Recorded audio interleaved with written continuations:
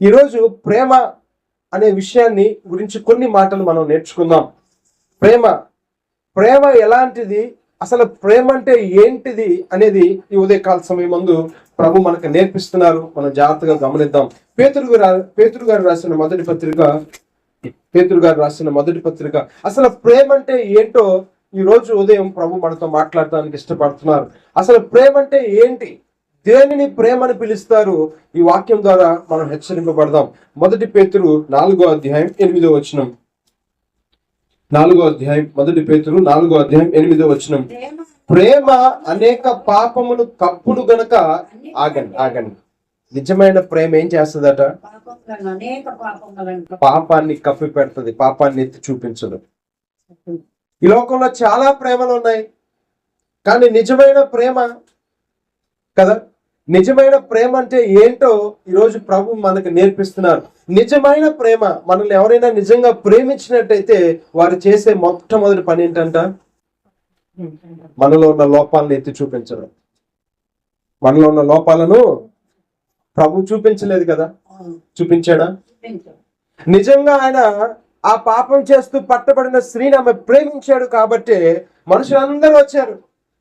ఆమె రాళ్ళతో కొట్టి చంపాలని ఆమె వెనకాలే పరిగెడుతూ వచ్చారు.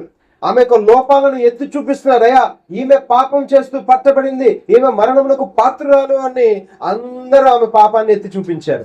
కానీ ప్రభు ఏమన్నా చూపించాడా? మనల్ని నిజంగా ఎవరైనా ప్రేమిస్తున్నారంటే దానికి మొదటి సూచన ఏం చేయటం అంట? మనలో ఉన్న లోపాలను ఎత్తి చూపించడం.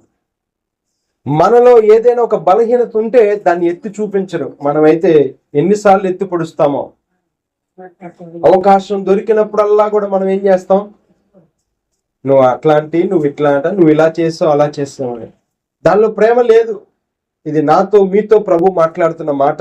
మనల్ని నిజంగా ప్రేమించిన వారు ఎవరైనా ఉన్నారంటే వారిలో ఉండే లక్షణం ఏంటంటే ఏం చేయరట? మనలో ఉన్న లోపాలను ఎత్తి చూపించడం. ప్రేమ ఏం చేస్తుందట? ప్రేమ అనేక పాపములను కప్పుతుంది, నీ లోపాలను దాచిపెడుతుంది, నీలో ఉన్న బలహీనతను దాచిపెడుతుంది. ఒక్కొక్కసారి నాకు అనిపిస్తుంది, షేము, హాము, యాపేతు అనే ముగ్గురు కుమారులు నోవాహు కలరు. నోవాహుకి ముగ్గురు కుమారులు ఉన్నారు, షేము, హాము, యాపేతు. మరి హామును దేవుడు శపించడానికి గల కారణం ఏంటంటే, తన తండ్రి అయిన నోవాహు మరి మత్తుడై ఉన్నప్పుడు, వస్త్రహీనుడై ఉన్నప్పుడు అది హాము చూశాడు. చూసి వెళ్ళి అన్నలకి చెప్పొచ్చాడు. తన బలహీన స్థితిని ఎవరికి తెలియపరిచాడు? అన్నకి, తమ్ముడికి. అందుకు శపింపబడ్డాడు. తన తండ్రి మత్తుడై వస్త్రహీనుడిగా ఉన్నప్పుడు తను చేయాల్సిన పని ఏంటంటే, అతడు వెనుకగా వచ్చి ఆ వస్త్రాన్ని కప్పి వెళ్ళిపోవాలి. చిన్న కుమారుడు ఏం చేయాలి? రెండో కుమారుడు తన తండ్రి అయిన నోవాహు వస్త్రహీనుడిగా ఉన్నాడు, మత్తుడై ఉన్నాడు, తను చూచాడు. అది చూచినప్పుడు ఏం చేయాలి? వెనుకగా వెళ్ళి తన మీద వస్త్రం కప్పి రావాలి. వెళ్ళి ఏం చెప్పొచ్చాడు? అన్నకి చెప్పొచ్చాడు, తమ్ముడికి చెప్పొచ్చాడు. లోపాన్ని ఏం చేశాడు? వెల్లడి చేశాడు. ఈరోజు మనలో ఉన్న లోపాలని మనం ఎంతమందికి వెల్లడి చేస్తామో. హామును శపించడానికి గల కారణం అదే. నోవాహు శపించాడు. వింటున్నారా? ప్రేమ ఏం చేస్తుందట? బలహీన స్థితిలో ఉన్నప్పటికీ కూడా ఆ బలహీన పరిస్థితులను కప్పుతుంది, ప్రేమను కప్పుతుంది, ప్రేమ లోపాలని దాచిపెడుతుంది. హాము చేయాల్సిన పరిస్థితి ఏంటంటే ఆ వస్త్రాన్ని తీసుకెళ్లి కప్పి కాముగా ఉండాలి. కానీ తన తండ్రి యొక్క బలహీన స్థితిని వెల్లడి చేసేసాడు, బయటికి చెప్పాడు. దానిని బట్టే శపించబడ్డాడు. అంటే మనము కూడా ఏం చేస్తాం? వెల్లడి చేస్తా ఉంటాం, వెల్లడి పరిచే వారంగా ఉంటాం. కానీ నిజంగా ప్రేమించే వ్యక్తులు ఏం చేస్తారు? ప్రేమ అనేక పాపములను కప్పుతుంది, మన లోపాలను దాచిపెడుతుంది. ప్రభు అంటున్నాడు, నా వీపు వెనక మీ పాపాలు వేసేసాను అన్నాడు. ఏం చేశాడట? ఆయన ఎప్పటికీ కూడా మన పాపాలను ఏం చేయలే, వెల్లడి చేయలే. వాళ్ళు పట్టుకున్నారు, ఈమె పాపాలు చేసింది, ఈమెను చంపాలి, ఈమెను చంపాలంటే ప్రభు నిజంగా ప్రభు ఎంత నీతిమంతుడు, ప్రభు ఎంత గొప్పవాడంటే వాళ్ళందరూ పట్టుబడితే ప్రభు అన్నాడు, మీలో పాపం లేనివాడు మొదటగా. వాస్తవానికి నేనైతే ఆ స్థితిలో ఉంటే, ఏంట్రా నువ్వు పెద్ద నీతిమంతుల్లో చెప్తున్నావు, నీ పాపం నన్ను చెప్పమంటావా అనాలి, నీ పాపాలు నేను చెప్పనా అనాలి. కానీ ఆ రాళ్ళు పట్టుకున్న వారిలో ఎవరితో కూడా ప్రభు ఏ మాట అనలే. కానీ ప్రభు చూడండి, మన తప్పిదాలు దాచిపెడుతున్నాడు. ప్రభు ఏం చేస్తున్నాడట, మన తప్పిదాలు దాచిపెట్టాడు. ఎవరు రాయి వేయటానికి వచ్చిన వారి తప్పిదాలు కూడా ఆయన అలా రాస్తూ వెళ్ళాడు. కానీ నిన్ను పిలిచి, ఇదిగో నీ పాపం ఇది, నువ్వు రాయి వేయటానికి వచ్చేవా, ఇదిగో నీ పాపం ఇదని రాశాడా? లేదా ఆ రాయి పట్టుకొని వచ్చిన వారిలో ఎవరినైనా పిలిచి, ఇదిగో నీ పాపం ఇది, నువ్వు ఏ రాయి ఇప్పుడు చూద్దామన్నాడా? అట్లా తప్పిదాలు మోపిన వారి తప్పిదాలు కూడా ప్రభు దాచిపెట్టాడు. ఎవరైతే తప్పిదం మోపటానికి, ఆ స్త్రీ మీద తప్పిదం మోపటానికి వచ్చారో, ఆ తప్పిదాలు మోపే వారి తప్పిదాలు కూడా ప్రభు ఏం చేశాడట, దాచిపెట్టాడు. ప్రేమ ఏం చేస్తుందంటే అనేక పాపములను. ఇప్పుడు చూడండి, నిజంగా మనల్ని ప్రేమించే వారిలో ఉండే మొదటి లక్షణం ఏంటంటే ప్రేమ ఏం చేస్తుందంటే అనేక పాపములను. ఇప్పుడు చూడండి, నిజంగా మనల్ని ప్రేమించే వారిలో ఉండే మొదటి లక్షణం ఏంటంటే లోపాలను దాచిపెడతారు, మన లోపాలను దాచిపెడతారు. రెండోదిగా మనం చూసినట్టయితే ఫిలోమెనుకు రాసిన పత్రిక, అపోస్తలుడైన పౌలు గారు ఫిలోమెనుకు రాసిన పత్రిక, తీతు తర్వాత ఉంటుంది, ఇప్పుడు ముందు తీతు తర్వాత 199వ పేజీ. ఫిలోమెనుకు రాసిన పత్రిక 1వ అధ్యాయం 7వ వచనాన్ని చూడండి.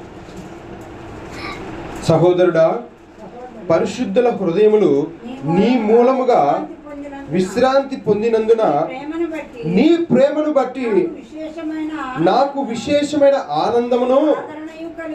నిజమైన ప్రేమ ఏం చేస్తుందంటే ఆనందాన్ని కలుగజేస్తుంది, ఆదరణ కలుగజేస్తుంది. నిజంగా మనల్ని ప్రేమించేవారు మనల్ని ఏం చేస్తారంటే, మనం బాధల్లో ఉన్నప్పుడు, లేదా మనం కష్టంలో ఉన్నప్పుడు, మన పరిస్థితి బాగాలేనప్పుడు మనల్ని ఏం చేస్తారంటే ఆనందింపజేస్తారు, మనకి ఆదరణను కలగజేస్తారు. నిజమైన ప్రేమ ఆదరణ కలగజేస్తుంది, నిజమైన ప్రేమ ఆనందాన్ని కలగజేస్తుంది. నిజమే. మరి మనం ఒక్కప్పుడు పాపములో ఉండి ఆ పాపపు పరిస్థితిని బట్టి ఆదరణ లేక, అందుకన్నాడు, ఆదరణ లేక కొట్టబడి ఉన్నదానా నీలాంజనములతో నీ కోటను కడతాను అన్నాడు. ఇశ్రాయేలును గురించి ప్రభు మాట్లాడుతున్నాడు. పాపముల చేత, అంటే పాపము చేసిన దానిని బట్టి ఆదరణ లేక ఉన్నదానా, ప్రభు అంటున్నాడు, ఆదరణ లేక ఉన్నదానా నీలాంజనములతో నీ కోటను కడతాను, మాణిక్యములతో నీ కోట గుమ్మములు కడతాను. ఆదరణ ఇస్తాడు. ఎప్పుడైతే నిజమైన ప్రేమ ఉంటుందో, ఆ నిజమైన ప్రేమ ఏం చేస్తుందంట, ఆదరిస్తుంది. ఆదరించడమే కాదు కానీ ఆనందింపచేసేదిగా కూడా ప్రేమలో ఉండే లక్షణాలు అవి. ఎప్పుడైతే మనం నిజంగా ఎవరైనా ప్రేమిస్తామో వారిలో ఇవి కనబడతాయి. ఒకటి, లోపాలను కప్పి పెడతారు, లోపాలను దాచిపెడతారు. రెండోది, ఆదరణ ఇస్తారు. ఆ ఆదరణే కాదు కానీ మళ్ళీ ఆనందంలోకి, దుఃఖంలో నుండి ఎక్కడికి తీసుకొస్తారట, ఆనందింపచేసే స్థితిలోకి తీసుకొస్తారు. అంతేకాకుండా ఎఫెసీయులకు రాసిన పత్రిక 2వ అధ్యాయం, ఎఫెసీయులకు రాసిన పత్రిక 2వ అధ్యాయము 4వ వచనాన్ని చూడండి. ఎఫెసీయులకు రాసిన పత్రిక 2వ అధ్యాయము 4వ వచనము. అయినను దేవుడు కరుణా సంపన్నుడై ఉండి మనము మన అపరాధముల చేత చచ్చిన వారమై ఉండినప్పుడు సైతము మన ఎడల చూపిన తన మహాప్రేమ చేత మనను క్రీస్తుతో కూడా. ప్రేమ బ్రతికిస్తుంది, చంపదు. ఇంతకు ముందు చంపుతూ వెళ్ళాడు తండ్రి, ఇంతకు ముందు శిక్షే, తప్పు చేస్తే శిక్ష, తప్పు చేస్తే శిక్ష, తప్పు చేస్తే శిక్ష. ఎక్కడ బ్రతికించే అవకాశం లేదు. ధర్మశాస్త్రం ఏం చేసిందట, ఉగ్రతను పుట్టించింది. ధర్మశాస్త్రమును బట్టి శిక్ష మన మీదకి వచ్చింది. కానీ ప్రేమ ఏం చేస్తుందట, మరి ఇప్పుడు ఉన్న ప్రేమలు ఎందుకు చంపేస్తున్నాయి? మరి ఎంతమంది ఆడపిల్లలు చనిపోతున్నారు ఆలోచన చేయండి. మరి ఏది నిజమైన ప్రేమ? ప్రేమ చంపుతుందా, బ్రతికిస్తుందా? ప్రేమలో ఉన్న లక్షణం ఏంటంటే, నిజమైన ప్రేమకున్న లక్షణం ఏంటంటే మనిషిని బ్రతికిస్తుంది. నిజంగా దేవుడు నిన్ను నన్ను ప్రేమించాడు. ఆ నిజమైన ప్రేమకు ఆయనే సాదృశ్యం. ఈ లోకంలో ఎన్ని ప్రేమలు ఉన్నప్పటికీ కూడా నిజంగా అట్టి ప్రేమను ఇవ్వగలిగిన వ్యక్తి, ఏకైక వ్యక్తి ఎవరు? దేవుడు మాత్రమే, యేసయ్య మాత్రమే. ఈ లోకంలో 100 రకాల 1000 రకాల ప్రేమలు ఉండొచ్చు, కానీ ఏ ప్రేమ కూడా నిన్ను బ్రతికించలేదు. ప్రేమలో ఉన్న 3వ లక్షణం ఏంటంట? ప్రేమలో ఉన్న 3వ లక్షణం, ప్రేమ బ్రతికిస్తుంది. ప్రేమ ఏం చేస్తుందట? జీవంలోకి నడిపిస్తుంది, బ్రతుకునిస్తుంది.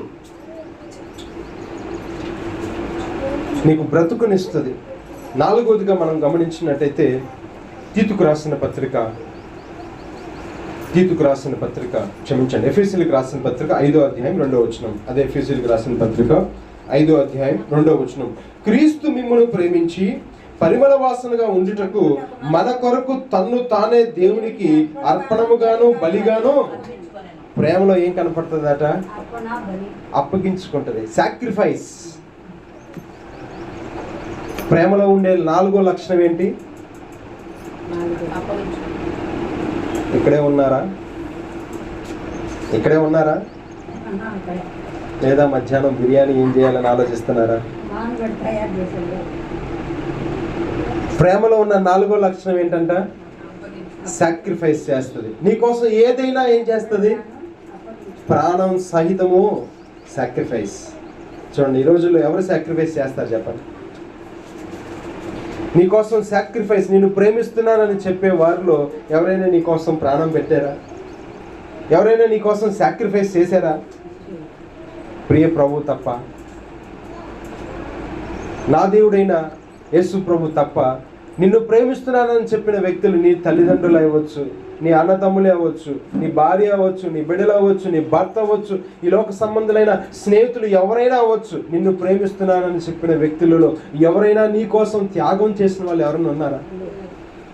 ప్రభు తప్ప, దేవాది దేవుడైన యేసు ప్రభు తప్ప నీ కోసం సెలువులో తన ప్రాణాన్ని పణంగా అప్పచెప్పాడు.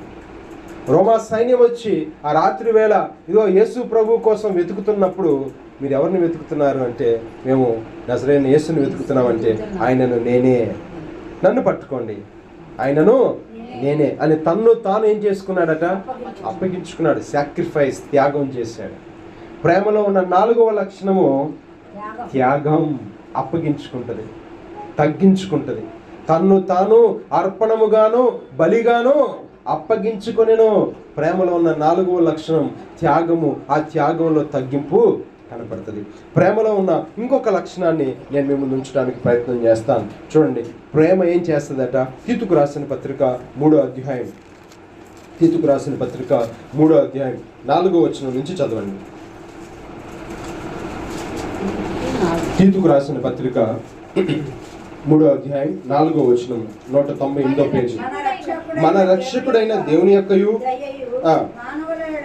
జాగ్రత్త వినాలి, మానవుల ఎడల ఆయనకున్న ప్రేమయు ప్రత్యక్షమైనప్పుడు నీతిని అనుసరించి చేసిన క్రియల మూలముగా గాక తన కనికరము చొప్పుననే పునర్జన్మ సంబంధమైన స్నానము ద్వారా పరిశుద్ధాత్మ మనకు నూతన స్వభావం కలుగు చేయడం ద్వారాను మనలను రక్షించును. ప్రేమ ఏం చేస్తుందట? రక్షించుకుంటది.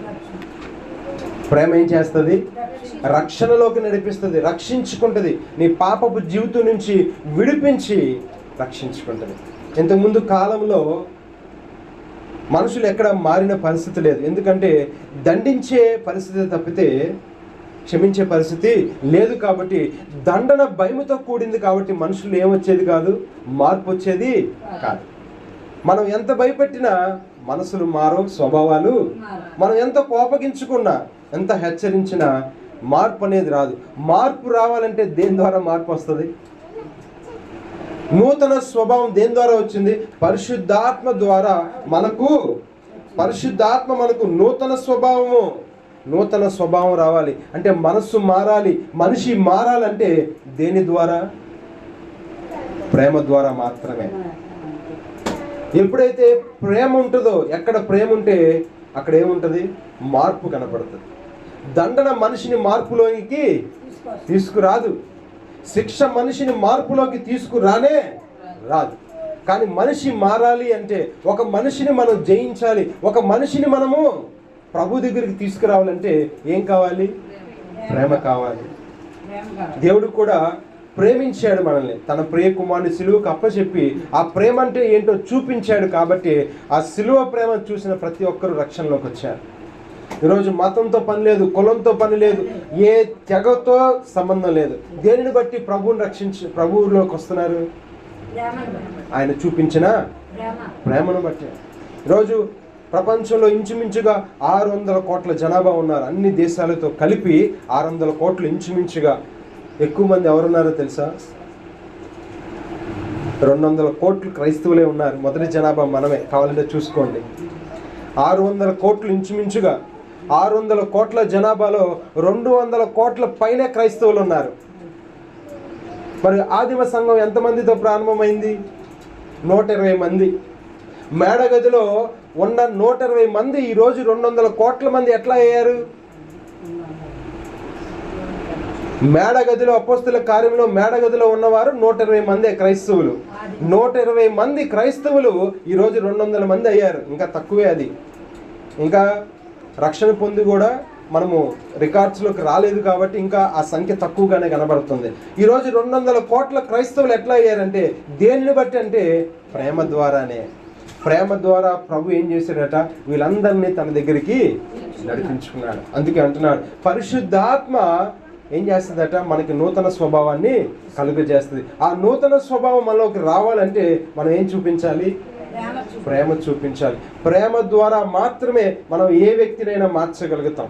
ప్రభు కూడా ఆ ప్రేమ ద్వారానే మనల్ని ఏం చేసుకున్నాడట? మార్చుకున్నాడు. దండన మార్పు తీసుకురాదు, రాదు. మనం ఎంత దండించినా మార్పులోకి ఏం చూపించాలి?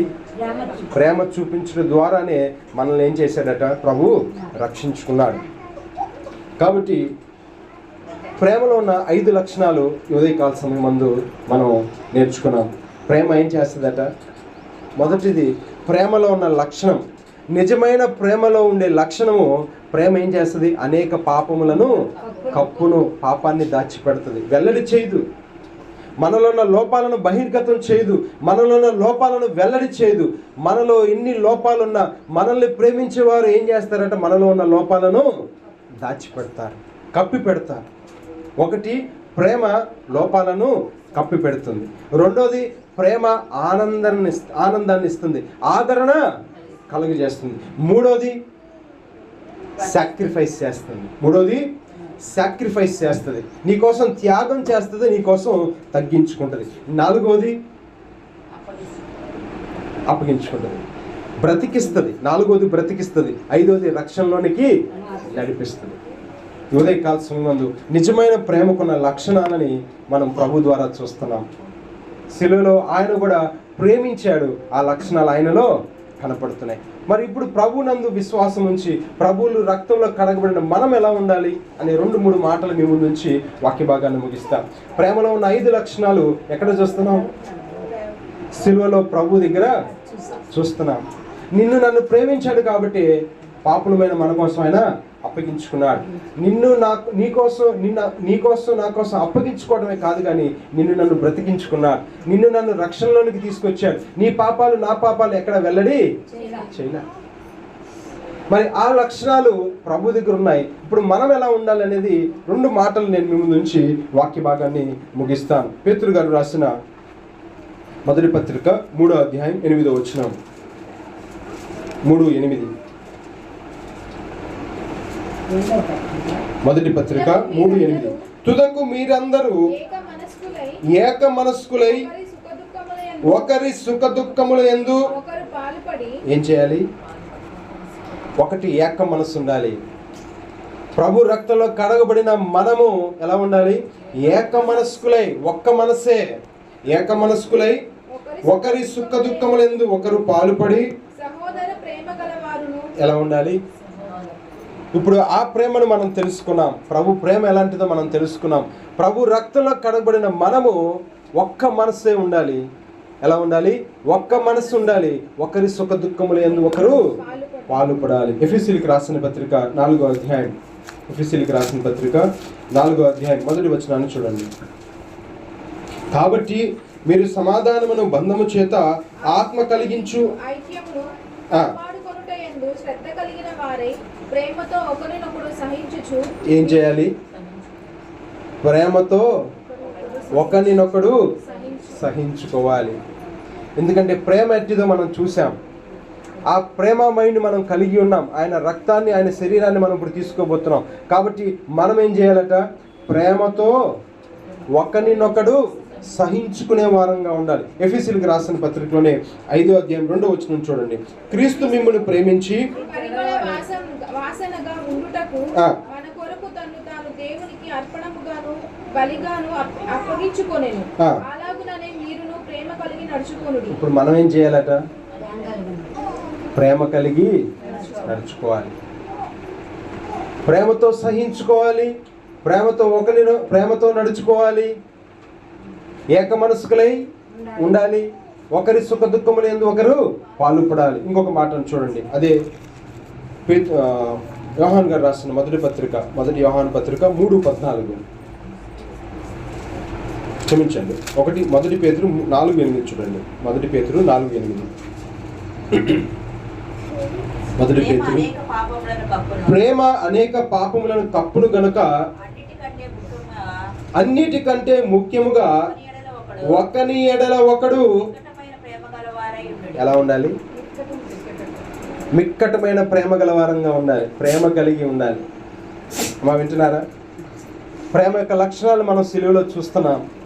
ఇప్పుడు మనం ఎలా ఉండాలట? ఒకరినొకడు ప్రేమతో సహించుకోవాలి. ఏక మనస్కులై ఉండాలి. ఒకరి సుఖ దుఃఖాలు ఒకరు పాలుపడాలి. ఇంకోటి ప్రేమ కలిగి నడుచుకోవాలి. 4వది ఇక్కడ చెప్తున్నాడు. ఏమంటున్నాడు? మిక్కటమైన ప్రేమ కలిగి ఉండాలి. ఒకరి పట్ల ఒకరు. ఒకవేళ ప్రేమలో లేకపోతే ఎక్కడున్నావో వాక్యం ద్వారా చెప్పి ముగిస్తాను. మొదటి పత్రిక, యోహాను రాసిన మొదటి పత్రిక 3:14. మనము సహోదరులము 3:14. మొదటి యోహాను 3:14.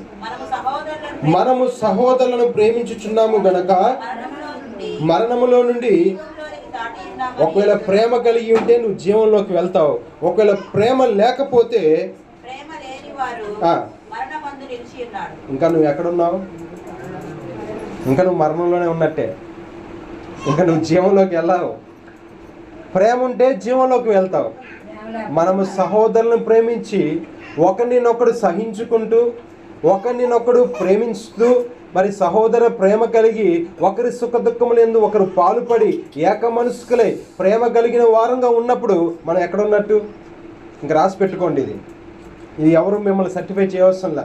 నువ్వు ప్రేమ కలిగి ఒకరినొకడు సహించుకుంటూ, ఒకరి భారాలు ఒకడు మోస్తూ ప్రేమ కలిగి ఉంటే నువ్వు వెళ్ళిపోయినట్టే జీవంలోకి. నువ్వు ఎక్కడికి వెళ్ళిపోయినట్టే? ఒకవేళ ప్రేమ లేకపోతే ఇంకా నువ్వు ఎక్కడున్నావు? నువ్వు నరకానికి పాత్రుడివే. ఇంకా నువ్వు నరకంలోనే ఉన్నట్టు అర్థం. కాబట్టి హెచ్చరింపబడ్డాం. వాక్యం ద్వారా ప్రభు మనల్ని హెచ్చరిస్తున్నారు. నిజమైన ప్రేమ అంటే ఏంటో సిలువలో ఆయన చూపించాడు. సెలవుకుండే 5 లక్షణాలు.